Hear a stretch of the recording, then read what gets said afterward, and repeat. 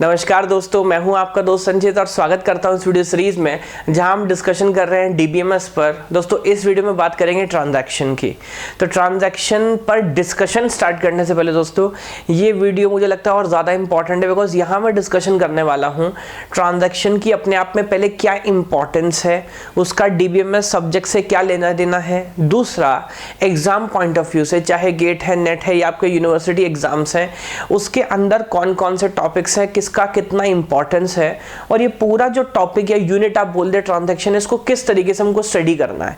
Because problem क्या है कि मोस्ट ऑफ द टाइम हम स्टडी करना स्टार्ट कर देते हैं, हमको ये नहीं पता है कि इसका टोटल सब्जेक्ट से क्या रिलेवेंस है या फिर एग्जाम पॉइंट ऑफ व्यू से कौन कौन से टॉपिक इंपॉर्टेंस और किस टाइप के क्वेश्चन वो यहाँ से फ्रेम करेगा जो एग्जामिनर है, चाहे वो कोई भी एग्जाम है। तो दोस्तों इस वीडियो में बिल्कुल एक ब्लूप्रिंट हम डिस्कस करने वाले हैं ट्रांजैक्शन यूनिट का, टॉपिक का, और समझेंगे कि क्या क्या टॉपिक्स किस किस पैटर्न से हम पढ़ने वाले हैं, और फिर आने वाली वीडियोस में एक एक करके सारे टॉपिक्स दोस्तों हम कवर कर देंगे।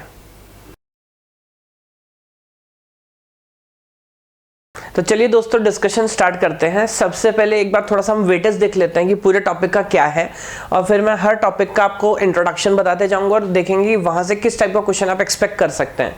देखिए ट्रांजैक्शन का आप मान लीजिए पूरे डीबीएमएस में अराउंड 20% का वेटेज है, 20% में बोल रहा हूँ। तो जिस एग्जाम में जितना भी वेटेज टोटल सब्जेक्ट को मिल रहा है उसमें से 20% क्वेश्चन जो है वो आपको ट्रांजैक्शन से इन जनरल मिलते हैं। तो यूनिवर्सिटी एग्जाम में आप मान लीजिए अगर if it's 100 mark paper, then एक यूनिट या 20 मार्क्स जो है वो सिर्फ और सिर्फ ट्रांजैक्शन से पूछे जाते हैं। गेट की बात करिए तो on an average 8-9 number, 7-8-9 number का टोटल डीबीएमएस आता है।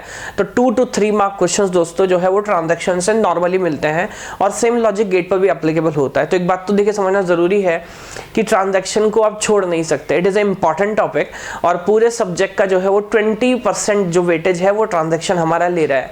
अब ट्रांजैक्शन का आइडिया अप्रोच क्या है, यहाँ पर हम क्या पढ़ते हैं, देखिए कंसेप्ट समझिएगा। डीबीएमएस में मोस्टली जितनी भी यूनिट्स हम पढ़ते हैं वो सब डिजाइनिंग एंड डेवलपमेंट फेज से रिलेटेड हैं। जैसे सबसे पहले हम पढ़ते हैं ईआर डायग्राम, जहाँ पर हम सीखते हैं कि जो क्लाइंट की रिक्वायरमेंट्स हैं उसके लिए कैसे हम डिज़ाइन करें, एंटिटी रिलेशनशिप डायग्राम कैसे बनाएं। उसके बाद ईआर डायग्राम को हम कन्वर्ट करते हैं रिलेशनल मॉडल में, यानी कि टेबल्स में। देन टेबल्स एफिशिएंट नहीं होती तो हम नॉर्मलाइजेशन करते हैं और टेबल को अप्रोप्रिएट फॉर्मेट में लेके आते हैं। उसके बाद हम इंडेक्सिंग पढ़ते हैं कि टेबल एक्सेस को कैसे और फास्ट बनाया जाए। फिर बात करते हैं क्वेरी लैंग्वेजेस की, एसक्यूएल या रिलेशनल अलजेब्रा, जहां पर हम क्वेरी पार्ट सीखते हैं। लेकिन इस पूरे सारे जो टॉपिक्स उसमें मेंटेनेंस की कहीं बात नहीं आई। तो लॉजिकली समझिएगा, मैं ऐसा बोल सकता हूं कि transaction is nothing but a maintenance of a database.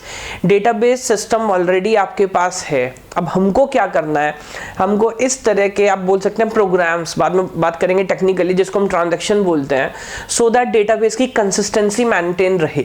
तो डे टू डे अफेयर में, ऑपरेशंस में डेटाबेस को किस तरह मैनेज करना है, वो दोस्तों जो टेक्निकली सारा डिस्कशन है वो हम पढ़ते हैं ट्रांजैक्शंस में। तो मेरे ख्याल से आपको आइडिया समझ आएगा ट्रांजैक्शन का क्या लॉजिक है। तो अगर मैं DBMS is also software you know, तो अगर हम इसको 2 पार्ट में डिवाइड करें, डेवलपमेंट और मेंटेनेंस, तो देखिए बाकी जितने भी मॉड्यूल्स यूनिट्स आपके हैं वो मान लीजिए आते हैं डेवलपमेंट में, और ये दोस्तों जो है वो है मेंटेनेंस में, जहां पर हम डे टू डे ऑपरेशंस करते हैं।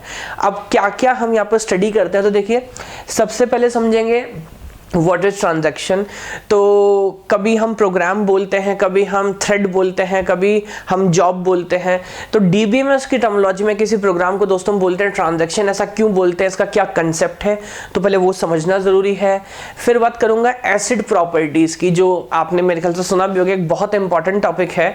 और जो भी ट्रांजैक्शन सिस्टम में रन करता है हम चाहते हैं कि वो कुछ क्राइटेरियाज फॉलो करे, कुछ प्रॉपर्टीज फॉलो करे।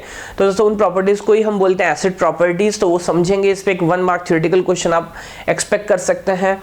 देन जैसे ऑपरेटिंग सिस्टम में हम प्रोसेस के स्टेट्स पढ़ते हैं कि भाई ये इनिशियल है, ये रनिंग है, ये वेटिंग है। ठीक उसी तरह ट्रांजैक्शन का लाइफ साइकिल क्या है, एक ट्रांजैक्शन अपनी पूरी लाइफ ड्यूरेशन में कौन कौन से स्टेट से चलता है।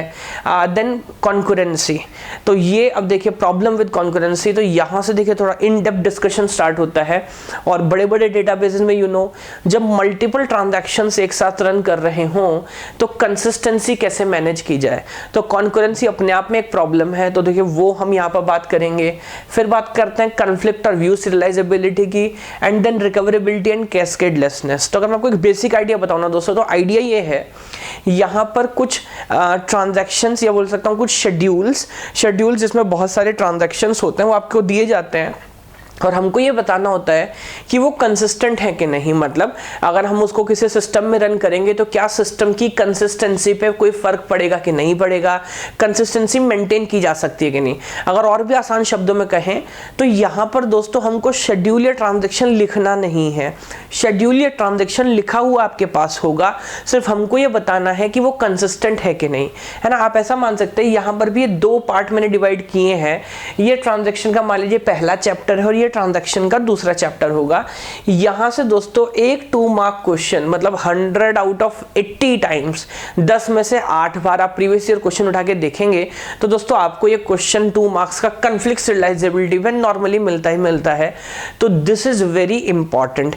बेसिक आइडिया क्या है, प्रॉपर्टीज, ट्रांजैक्शन स्टेट्स, प्रॉब्लम्स क्या है, कंकरेंसी का अप्रोच क्या है, और उसके बाद कॉन्फ्लिक्ट रियलाइजेबिलिटी एक न्यूमेरिकल या फिर रिकवरेबिलिटी और कैस्केडलेसनेस पर भी आप एक क्वेश्चन एक्सपेक्ट कर सकते हैं।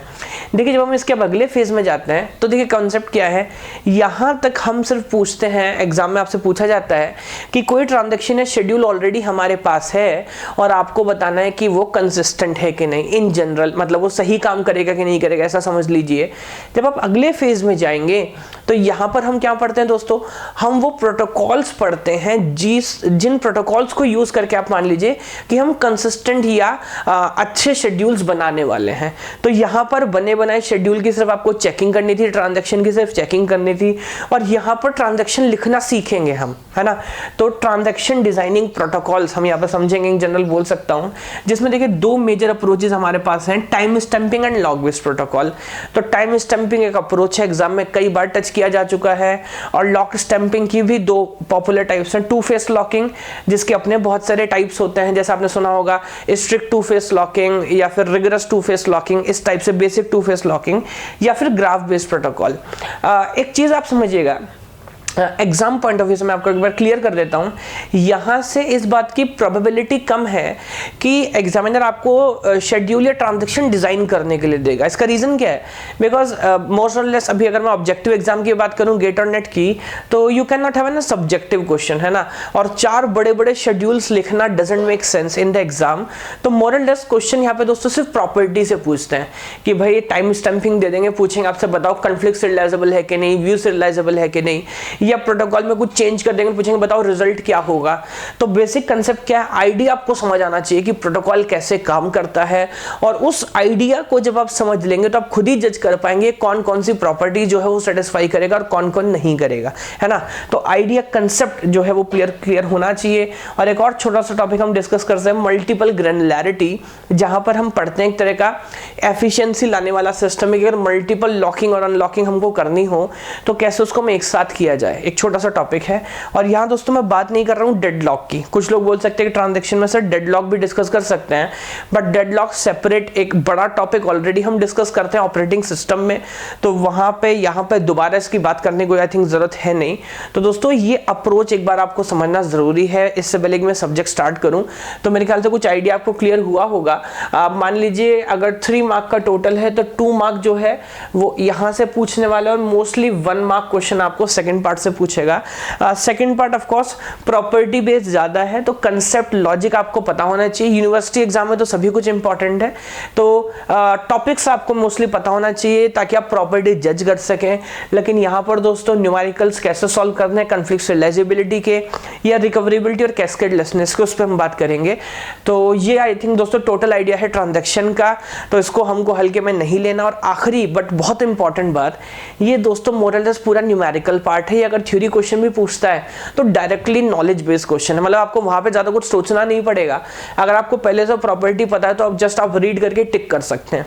तो एडवांटेज क्या है दोस्तों, ट्रांजैक्शन का वेटेज है 2 to 3 मार्क्स। मैं बोलता हूं अगर 2 to 3 मार्क क्वेश्चन आपसे पूछ रहा है, गेट के रिस्पेक्टिव की बात कर रहा हूं, तो वो आप 2 to 3 मिनट्स में ही सॉल्व कर सकते हैं। Know that is important, because objective paper में सिर्फ सॉल्व करने के मायने नहीं है, कितने कम से कम समय में हम कर पा रहे हैं वो भी इंपॉर्टेंट बात है। तो ये दोस्तों बहुत इंपॉर्टेंट टॉपिक है DBMS का, और ये बहुत जल्दी से भी सॉल्व हो जाता है। और इस बात का वादा आपको कर सकता हूं वो क्या, लाइक जैसे एसक्यूएल है, आप कितनी भी पढ़ाई करो बट वहाँ पर क्या क्वेरी आएगी पता नहीं, वहाँ पे सॉल्व होगा कि नहीं। बट दोस्तों ट्रांजैक्शन में ऐसा नहीं है। रीजन बीइंग आप प्रैक्टिस करोगे, एक बार प्रीवियस ईयर क्वेश्चन उठा के देखोगे, then you will find it out कि भाई मोरलेस पैटर्न सेम ही, एक ही तरह के क्वेश्चन बार बार रिपीट कर रहे हैं। तो एग्जामिनर के पास यहाँ पर ज़्यादा कुछ करने के लिए नहीं है ना। तो बेसिक आइडिया अगर आपका क्लियर है तो आप बहुत अच्छे से और आसानी से पूरा टॉपिक क्लियर करने वाले हो। तो दोस्तों अभी के लिए मुझे दीजिए थोड़ा सा समय, और अगली वीडियो के साथ बहुत जल्दी हाजिर होता हूँ। बात डायरेक्टली स्टार्ट करूंगा ट्रांजैक्शन से। तब तक के लिए धन्यवाद।